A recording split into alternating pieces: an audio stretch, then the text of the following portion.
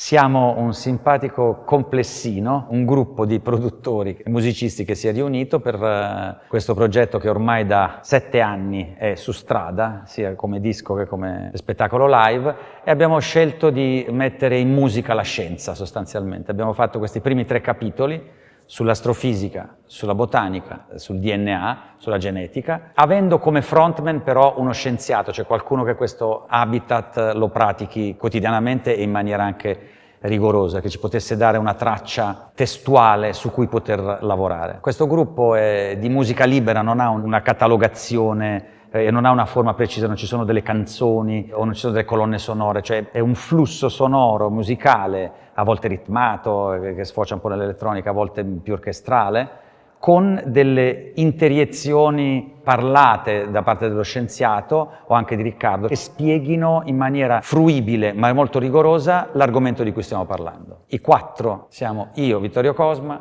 Max Casacci, Gianni Maroccolo e Riccardo Sinigallia, che ricordiamo con affetto, perché non ci sono. La città del futuro, al netto di tutto quello che può andare verso le nuove tecnologie, la sostenibilità, il cosiddetto senso e spirito di Smart City, che è quasi automaticamente la risposta più immediata. A mio avviso è anche però una città che supera un po' la struttura relativa a un centro. A me piacciono molto i centri delle città, però non mi piace il fatto che il resto del territorio sia un po' in subordine, quindi in una città ideale vedo un centro, ma poi vedo anche tanti piccoli centri, capaci anche di essere dei centri in grado di generare uno spirito identitario, perché poi il percepito di un luogo, anche un luogo architettonico, un luogo urbano, è molto importante al netto di quella che è proprio la struttura architettonica e urbanistica. E il senso di appartenenza e la lettura che si dà, il modo in cui si percepisce il luogo in cui si vive, determina tantissimo della qualità, proprio del rapporto con la propria dimensione abitativa. In questo senso io colgo l'occasione per citare una parte di un nostro spettacolo che non è DNA ma botanica, in cui Stefano Mancuso proprio racconta questo fatto, che l'essere policentrici e non avere un sistema diciamo verticistico in cui c'è un centro più importante, una piramide con un apice a cui vanno tutte le energie a cui tutti cercano di aspirare, ma è distribuito invece, come nelle piante, cioè le piante non hanno organi unici e insostituibili, hanno ognuno tutto quello che occorre per potersi sviluppare e hanno scelto di operare una collaborazione, quindi è una società collaborativa più che verticistica. Per arte si può intendere una città con spazi in grado di ospitare l'arte, di metterla in mostra. Sono sicuramente momenti anche di formazione, di confronto importanti. Credo che sia ancora più importante interrogarsi sull'arte e sulla cultura che un luogo, uno spazio è in grado di generare e di mettere in circolazione. Andrebbe molto incentivata la produzione dell'arte locale, non solo per un senso di arte a chilometro zero, ma perché nelle scene musicali che prendono vita da un luogo, a ricaduta si coinvolgono anche moltissime persone che non fanno musica direttamente, ma che si sentono parte di qualche cosa che aiuta a guardare il proprio luogo con occhi diversi. Questa cosa può succedere nella musica, può succedere in un sacco di altre discipline artistiche, ma più in generale creative. E la creatività è la materia prima con cui poi le città possono affrontare le sfide della contemporaneità. Per me la cosa molto bella del recupero dell'archeologia industriale e degli spazi che prima avevano una funzione è proprio quella di mantenere la loro non funzionalità. Adesso faccio un esempio esagerato, ma pochi minuti fa siamo stati in una bellissima chiesa a Santo Spirito qui a Firenze. Bisognerebbe incentivare i posti che formalmente, economicamente non servono a niente. Siamo abituati a un ragionamento sempre di tipo speculativo, economico, di ritorno di qualcosa. Ecco, questi posti possono diventare una sorta di chiesa laica in cui si fanno degli esperimenti, in cui non si genera necessariamente del denaro. Certo, c'è un piano di realtà a cui tutti siamo costantemente sottomessi, però è fondamentale che ci sia questa aspirazione all'andare al di là di quello che è meramente utile adesso o economicamente utile. Una spa.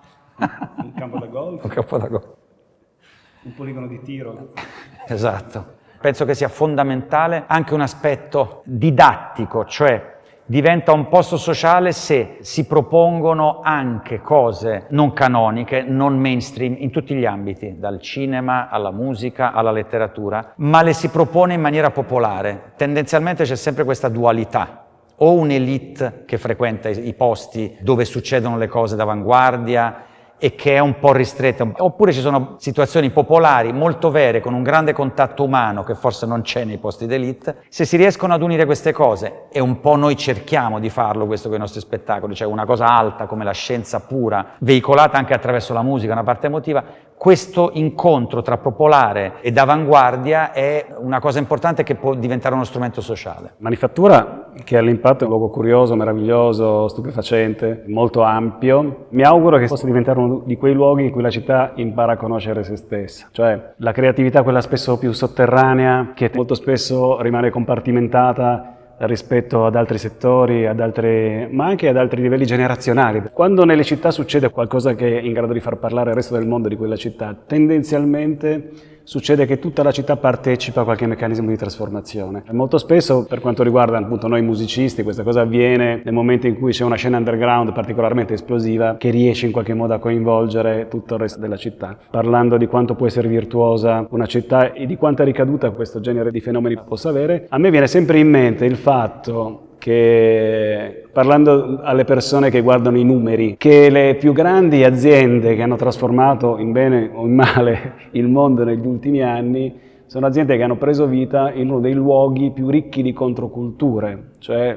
la zona di San Francisco, per esempio. E Steve Jobs, che è stata l'ultima grande pop star non è stato un musicista, è stato Steve Jobs, nella sua biografia ha sempre momenti di gratitudine, di tributo, di riconoscenza che lui ha nei confronti della cultura hippie. Voi immaginate un ben pensante amministratore della città dell'epoca quanto potesse immaginare di poter ricavare di fruttuoso per la sua città da un cappellone che in quel momento sembrava appartenere, diciamo, a una marginalità molto, molto estrema. Però poi queste cose qua succedono perché le controculture, l'underground, sono degli ambiti in cui le persone si confrontano comunque con la creatività, sia che siano degli attori, sia che siano degli spettatori, imparano a mettersi in gioco in modo diverso rispetto a quelli che sono i canoni e i grandi codici della comunicazione, che sono quelli che tendono un po' a uniformare tutto quanto. Quindi le città che si dotano di questa, che è una sorta di flora batterica di un organismo sano fondamentalmente, sono città destinate a diventare città importanti. Le città di cui si parla nel mondo tendenzialmente hanno una scena underground molto, molto attiva, che è fatta anche di luoghi. Per questo motivo torniamo